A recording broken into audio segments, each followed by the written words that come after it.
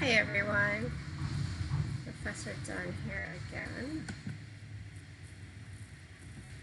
Hope the outside noise is not picked up too much. My window's open. It's kind of hot today. Okay, so the last time we were, or I was talking to you in the video, right? I was talking about the Akkadian Empire. So the Akkadian Empire fell around 2180 BCE to the Guti, a mountain people from the northeast. For a brief time, the Guti controlled most of the Mesopotamian plain, but the Sumerians eventually regained control of the region in 2112 BCE.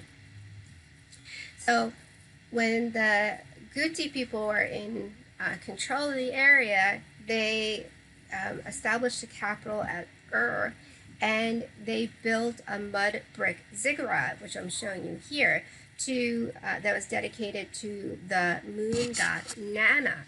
And let me just point out here that this is a person, so you can see get a reference for the actual size, how large this is. It originally would have had a temple that sat up here, but over time that has disappeared. And as I said in one of the other videos, that in this area there aren't really trees and there's not a lot of rock. So what did they have? Well, they had an abundant amount of clay that was along the Tigris and the Euphrates rivers. So they would make bricks, and they would dry the bricks in the sun, and then eventually they developed ways of actually baking the bricks too. And they would make buildings like this. So really quite amazing achievement. Now, the most famous leader of the Guti was Gudea, and he made many votive statues of himself out of a very hard rock that was found in this area.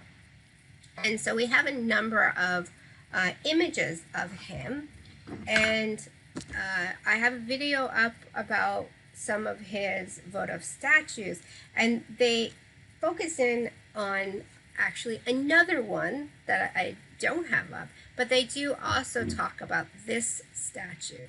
So I'll just point out a couple of things, and then you can also watch the video, because when you look at like the head and the shoulders and the arms, like this part, the upper part of the body, it looks pretty in proportion, maybe a little out of proportion, but not so bad. But when you look at then the bottom part of the figure in relationship to the top part of the figure, you see that the bottom part is way too short. It almost looks like he's sitting, but he doesn't have bent legs. He doesn't have a lap that's being shown. So he's not sitting. So it's really out of proportion. He wears this kind of hat indicating he is the king. There's writing here. And then we have him holding this vessel that has water that's flowing out of it and fish in the water, indicating that he is giving life to the area and that he is, really connected in some way to the gods. All right, so now we have the next thing is that we have another group of people that come to power. As I've said, power changes quite frequently between people during this time period in this area. So the next people that come to power are the Amorites. And the Amorites were a Semitic-speaking people from the Arabian Desert to the west. And they moved into the area and reunited Sumer under Hammurabi, who ruled from 1790 to 1750, and their capital was the city of Babylon, and the residents called themselves Babylonians. So we'll go to the next image here, and this is the very famous stele of Hammurabi. Hammurabi was considered a really amazing and great ruler. He had many things that he was very known for. such as probably the most important is the the image I'm showing you here, which is showing the Hammurabi's Code, which, if you have recollection, you should have at some point, you should have studied this piece of art, because here we have Hammurabi on the top, and he is getting this code of laws from this god, and he's saying then that these codes were handed down to him from God, and that every citizen in Babylon needed to follow these codes. And it was the first time that there was a written set of laws that the people were living by, and expected to live by, that was set up then by the government. Yes, he's saying he got it from the god and everything, but he sets it up as part of the government. And so this is really important for the development of civilization at this time. And these laws were very, very strict. So this is where we get the terms like, or the sayings like, an eye for an eye, a tooth for a tooth kind of thing. For example, if you were caught stealing, you'd have your hand cut off. So it was pretty harsh in the way they were, these laws were given. Now, they weren't necessarily the most fair laws, because they had a class system in the society. So if two men from different classes were caught doing exactly the same thing, the man from the higher class who had more money would not be punished as severely as the man from the lower class who didn't have as much money. And you can really think of that as even in existence, though, in our society today, if you think about it, because if two men are caught doing exactly the same thing, and one of them has money and one of them doesn't, the guy that has the money can hire a really good lawyer, and he can either get out of going to jail, or he can probably get a less severe sentence, fewer years in jail than the other guy, right? So unfortunately, that's still kind of in existence today. Women, we had, if a man and a woman from the same class were caught doing exactly the same thing, the woman would be punished more severely than the man. So these laws, they were, not the most fair when you think of it from these perspectives. Now, the next thing I want to show you is, this, which is the human-headed winged lion. It was found in what would be present-day Iraq, and it dates to 883 to 859 BCE. And these are known, I have a video up on this, but it's a different one of these, because these were created in pairs, and they're known as lamansus. I have it here for you. And these cities were all walled cities. They are fortified by being walled. And so when you walked through the main entrance of this walled city, or these walled cities, they would have lamansus that were on either side. So you're walking between them to walk into the city. Now, there's actually a pair of these. This one is at the Met. There's a pair of these that are at the Metropolitan Museum. I believe the one in the video that I have up is the one in the Louvre in Paris.